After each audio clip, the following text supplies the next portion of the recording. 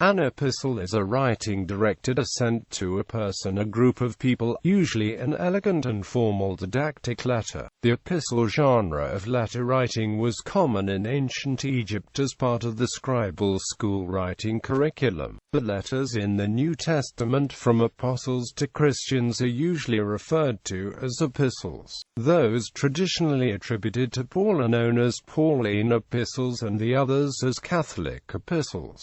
Ancient Argon epistles. The ancient Egyptians wrote epistles, most often for pedagogical reasons. Egyptologist Edward Wente speculates that the 5th dynasty pharaoh Djedka, in his many letters sent to his viziers, was a pioneer in the epistolary genre. Its existence is firmly attested during the 6th dynasty of the Old Kingdom, and is prominently featured in the educational guide The Book of Kemet, written during the 11th dynasty. A standardized formulae for epistolary compositions existed by the time of the Middle Kingdom of Egypt. The epistolary formulae used in the Ramesside period found its roots in the letters composed during the Amarna period of the 20th dynasty. Wente describes the satirical letter found on the papyrus Anastasia of the 19th dynasty as an epistle, which was commonly copied as a writing exercise by Egyptian schoolchildren on ceramic ostracea. Epistle letters were also written to the dead, and, by the Ramesside period, to the gods. The latter became even more widespread during the eras of Persian and Greek domination.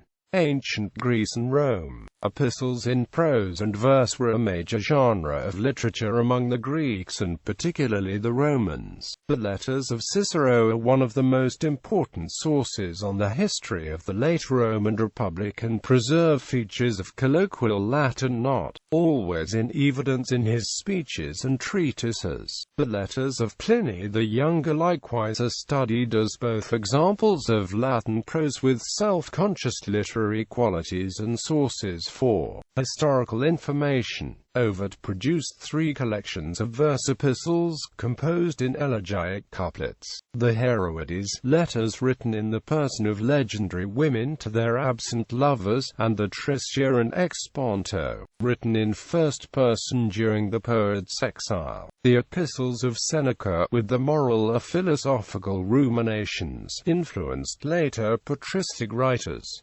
Form of Christian epistles. Epistles are written in strict accordance to formalized Hellenistic tradition, especially the Pauline epistles. This reflects the amount of Hellenistic influence upon the epistle writers. Any deviancy is not the result of accident but indicates an unusual motive of the writer. Opening in contrast to modern letters, epistles usually are named the author at the very beginning, followed by the recipient. The scribe who wrote down the letter may be named at the end of the epistola. In the absence of a postal system, the courier may also be named after the names of the author and recipient. Pauline epistles often open with the greeting, "Grace and peace to you." Grace was a common Hellenistic greeting, while peace was the common Jewish greeting. This reflected Paul's dual identity in Jewish faith and Hellenistic culture. There may also be a word of thanks to the audience.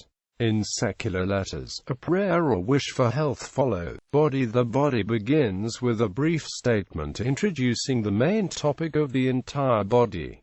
New Testament epistles. Usually the epistles of the New Testament canon are divided as follows: Pauline epistles, Epistle to the Romans, First Epistle to the Corinthians, Second Epistle to the Corinthians, Epistle to the Galatians, Epistle to the Ephesians, Epistle to the Philippians, Epistle to the Colossians, First Epistle to the Thessalonians, Second Epistle to the Thessalonians, First Epistle to Timothy, Second Epistle to Timothy, Epistle to Titus, Epistle to Philemon, Catholic epistles, Letter to the Hebrews, Letter of James, First Epistle of Peter, Second Epistle of Peter, First Epistle of John, Second Epistle of John, Third Epistle of John, Epistle of Jude. Non-canonical epistles. Epistle to Seneca the Younger, Third Epistle to the Corinthians, Epistle to the Laodiceans, Epistle of the Corinthians to Paul, Letter of Peter to Philip, Lost Epistles, the First Epistle to Corinth referenced at 1 Corinthians chapter 5 verse 9, the Third Epistle to Corinth called Severe Letter referenced at 2 Corinthians chapter 2 verse 4 and 2 Corinthians chapter 7 verses 8 to 9, the Corinthian letter to Paul referenced at 1 Corinthians chapter 7 verse 1. The earlier epistle to the Ephesians referenced at Ephesians chapter 3 verses 3 to 4. The epistle to the Laodiceans referenced at Colossians chapter 4 verse 16. The earlier epistle of Jude referenced at Jude chapter 1 verse 3. The earlier epistle of John referenced at 3 John chapter 1 verse 9. Epistles of Apostolic Fathers. These are letters written by some very early Christian leaders, in the 1st or 2nd century, which are not part of the New Testament. They are generally considered to form part of the basis of Christian tradition. The ennobling word epistle is used partly because these were all written in Greek, in a time period close to when the epistles of the New Testament were written, and thus epistle lends additional weight of authority. Epistle of the Romans to the Corinthians, Epistle of Ignatius to the Ephesians, Epistle of Ignatius to the Magnesians, Epistle of Ignatius to the Trallians, Epistle of Ignatius to the Romans, Epistle of Ignatius to the Philadelphians, Epistle of Ignatius to the Smyrnians, Epistle of Ignatius to Polycarp, Epistle of Polycarp to the Philippians, Epistle of Barnabas, Epistle to Dionysius. Liturgical use. In the context of a liturgy, epistle may refer more specifically to a particular passage from a New Testament epistle, sometimes also from the book of Acts of the Revelation of John, but not the four Gospels, that is scheduled to be read on a certain day or at a certain occasion.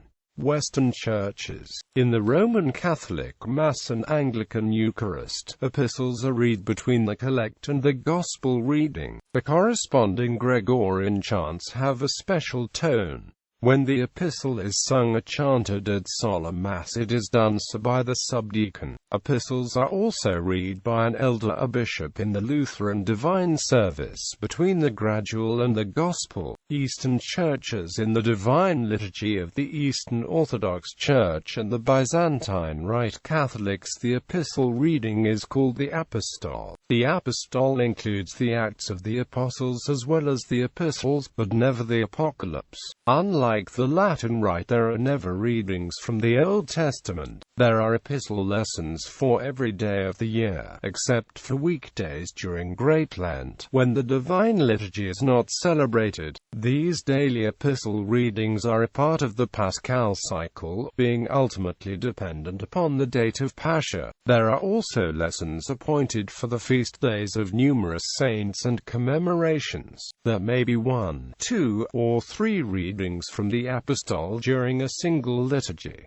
The epistle is read between the Procamenon and the Alleluia. The epistle reading is always linked to a reading from the Gospel, though some services, such as Matins, will have a Gospel lesson, but no epistle. A number of services besides the Divine Liturgy will have an epistle and Gospel reading. Such services often include a Procamenon and Alleluia as well. The epistle is chanted by the reader, though at a hierarchical liturgy, it is read by a deacon. The one who chants the epistle also reads the verses of the Procamenon.